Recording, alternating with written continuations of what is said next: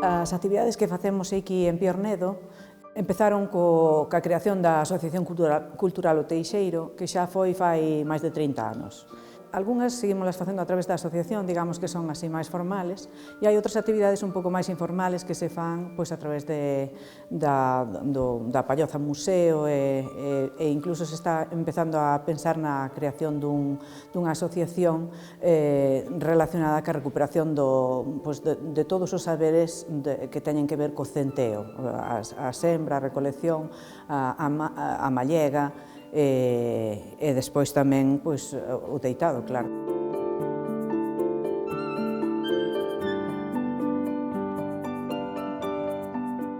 Todas as actividades que temos, hai dous obxectivos fundamentais. Un é pasalo ben, e ese é importantísimo porque nestes pueblos tan pequeniños vaise quedando a xente moi envellecida.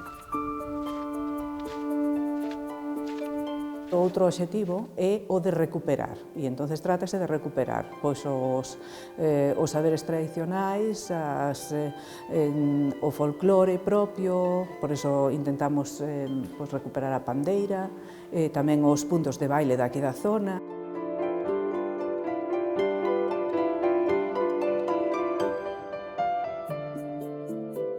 Agora, sobre todo, o máis frustrante é o feito de que non haxa xente para facer as cousas. E o que acabamos facendo agora, desde fai 2 ou 3 anos, é abrir as actividades á xente de fora.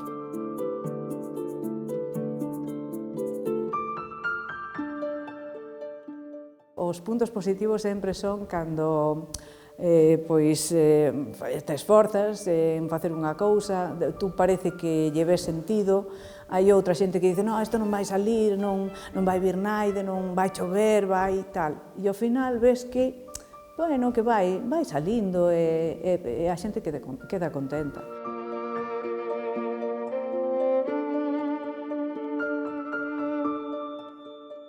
Moitas veces ves que todos son atrancos, o sea, os papeleos son complicadísimos, aquí todo é muitísimo máis caro, todo se multiplica, porque hai que pagar desplazamentos para todo.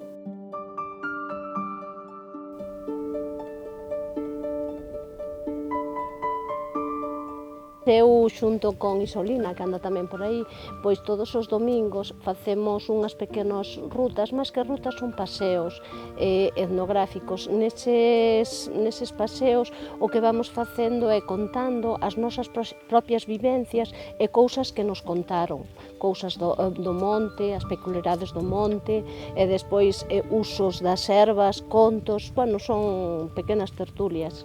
O que intentamos é darlle un valor añadido aos paisaxes que temos por aquí, pois esa parte máis etnográfica, máis de historia.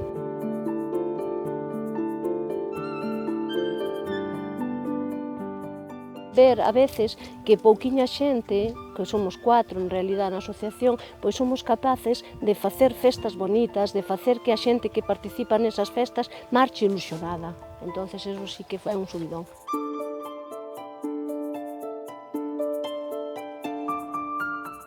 Antes dixen de broma que había que sembrar nenos como patacas. E é certo, se o rural non conseguimos que se quede xente, que volva xente, que haiga nenos, pois non ten moito sentido. E, sobre todo, dar servicios, seguir facendo que a serra sea viva.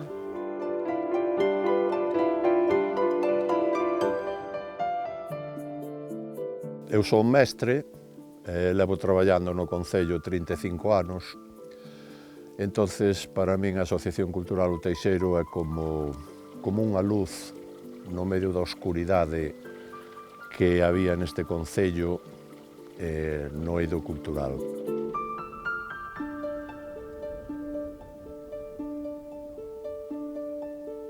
A miña labor de colaboración con eles é participar e colaborar en todo o que nos é posible desde o noso ámbito de traballo, desde o colexo que eu dirixo tamén xa fai máis de 30 anos aquí no Concello de Cervantes. Levan xa un montón de anos facendo o concurso de postales de Nadal, e polo menos pois, levamos participando desde que existe.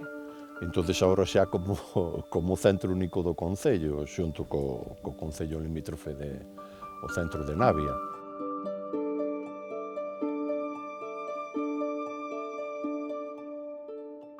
O rural, para que siga vivo, hai un tema que é importante que había que combatir, como é a despoboación. Non? Habría que facelo atractivo para que a xente nova poida vivir aquí, e iso non se fai na máis con verbas que son vacuas, son vanas, hai que facelo con accións. Que non por unha falta de acción política, ou mellor determinada, iso corre perigo de desaparecer en menos dunha xeración. Entón, habrá que facer algo, potenciar que o vivir aquí a xente nova poida vivir, poida desarrollar a súa labor e seguir conservando o legado tan importante que lles deixaron os seus ancestros.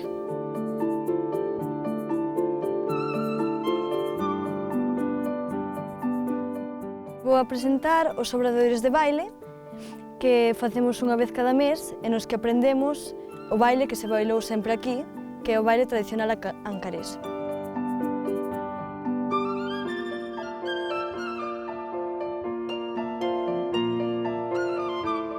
Somos pouca xente e o comezo foi difícil empezar, pero como veu xente de outros sitios, pois anímase. É un xeito de conservar as nosas orixes e a forma de bailar que temos aquí, que ven xente de outros sitios para darlle vida ao pobo e que non se olvide.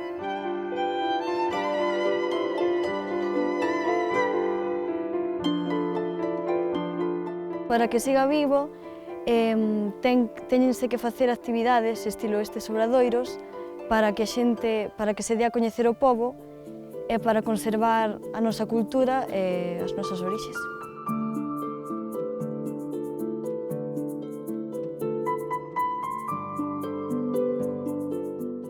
Eu quería falar das polavilas que facemos aquí. É unha recuperación de festas tradicionais que se facían aquí. Facemos polavilas, aquí xuntanzas de xente, que o que facemos é cantar, como facían antes, bailar, compartir conversacións entre veciños, pasalo ben. Son actividades que antes eran habituais, eran espontáneas, agora son un pouco máis forzadas. Temos que programalas, temos a sorte que ven moita xente de fora, que lle gusta, que se compromete e que está encantada, a verdade. Depois tamén facemos o entroiro. Aquí o entroiro é o carnaval, o entroiro. Que fanse carantoñas típicas, que son de cartón, e disfrazámonos, pois, xeralmente de xente maior, de cousas típicas de aquí.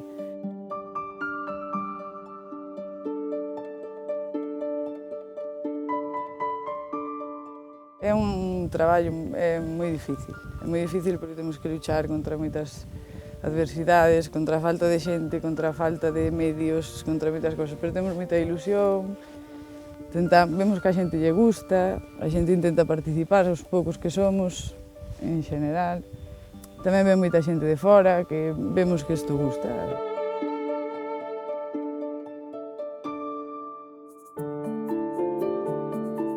A festa da pandeira ten como eixe sempre unha tocadora que é homenaxeada, non? Cada ano, e entón esa tocadora normalmente, se as circunstancias o permiten, está presente na festa e faiselle esa homenaxe, e despois outras tocadoras da contorna pois acuden a tocar tamén durante as 12 edicións, este ano sería a 13ª, levan pasado por ali prácticamente todas as tocadoras en activo dos Ancares, tanto da zona galega como tamén da asturiana e da leonesa. A festa da pandeira realízase sempre a finais de agosto, este ano é o 25 de agosto.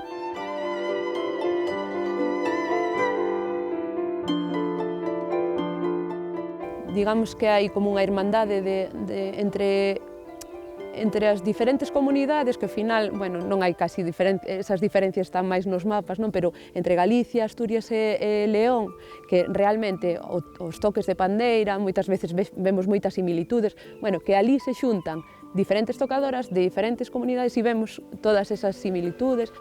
Despois, outras vivencias positivas, pois, bueno, toda a festa que se monta ali arredor, con bailadores tamén da zona, dos que tamén podemos aprender o xeito de bailar da zona ancaresa, tocadores e demais. Entonces, bueno, positivas moitas cousas que aprender e tamén moitos momentos de disfrutar uns con outros nesa festa.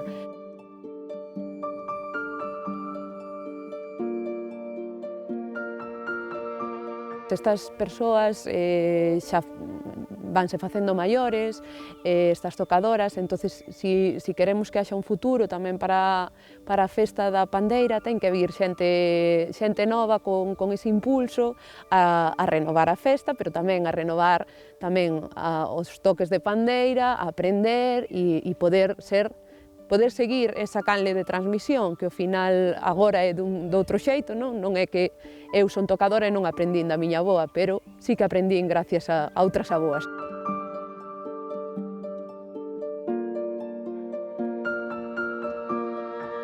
Desde a miña visión, o que eu vexo é que moitas veces é xente que coñece ben esas fontes de onde veñen ou os oficios, o xeito de vivir, porque, bueno, ao final non son oficios, é todo un xeito de vida, non? Coñece ben eso, pero ademais ten unha formación e eso, pasado polo filtro de cada quen e coa creatividade de cada quen, dá lugar a proxectos que son capaces de darlle un valor engadido a todo iso que temos e que é un legado que nos transmitiron, pero con unha formación detrás e a través dun proceso creativo de cada quen, de levar, de emprender, pois, bueno, que se poden abrir camiños.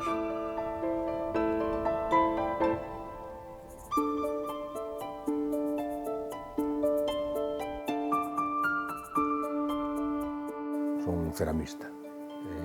Toda a venta da cerámica que fago é moi enfocado ao turismo e vendo todo aquí na Palloza Museo, que tamén son o que máis ou menos estou para enseñala de guía e axudando tamén a teitala e, bueno, mantela. A Palloza abrímola como museo no ano 89 como museo. Aquí naceu Isolina, miña compañeira, e a idea do museo era poder mantela, e en eso seguimos, esa é a loita que temos con ela. E desde aquela, bueno, pois, foi cando se quitou o gando da casa, entón isto xa, ao non ser útil, xa hai complicado o mantenimento, pero antes xa era casi unha obriga porque tiñas que mantelo, non? Porque tiñas o ganado e había que tapar as goteiras e eso, pero xa no momento que sacas as vacas, que faz un establo novo, aquí isto xa é un luxo manter isto, como é hoxe, que é inviable, é imposible, non hai turistas aquí como para sacar entradas, nin para... O sea, isto é demasiado cara a palla, non? Está invertido no proceso. O que sobraba antes que era a palla, agora é o que falta. E, bueno, pois eu compaxino as dúas actividades, o de guía do museo e a cerámica.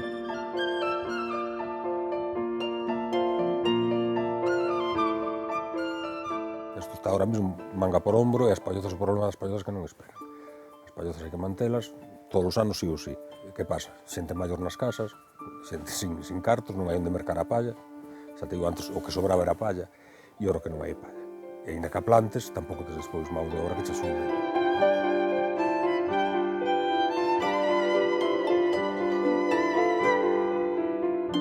Sempre se fala, non? Bueno, que subera boa comunicación, bon non sei que, teléfonos... Pero a xente, se non ten arraigo a terra, de que vale que che veña aquí unha parella de algún lado que compre unha casa, que é moi difícil comprar casas nas aldeas en Galicia, non? Por as herencias e por todo eso, non? Pero compras unha casa, pero se despois non tes veciños. Durante todo o inverno, o bravo é bonito porque, bueno, ven xente, ven tal, pero aquí hai aldeas que teñen 2 persoas, e a mellor un neno. E ese neno non ve os compañeros en todo o brazo hasta que empezan os colexios. E entón, eso, os pais, lógicamente, pues, pa Lugo, onde van a ir. E entón, eso que desmoraliza. E xa, aquí ainda queda algún vello, pero o día que falten eses vellos, é o que ves mal de futuro.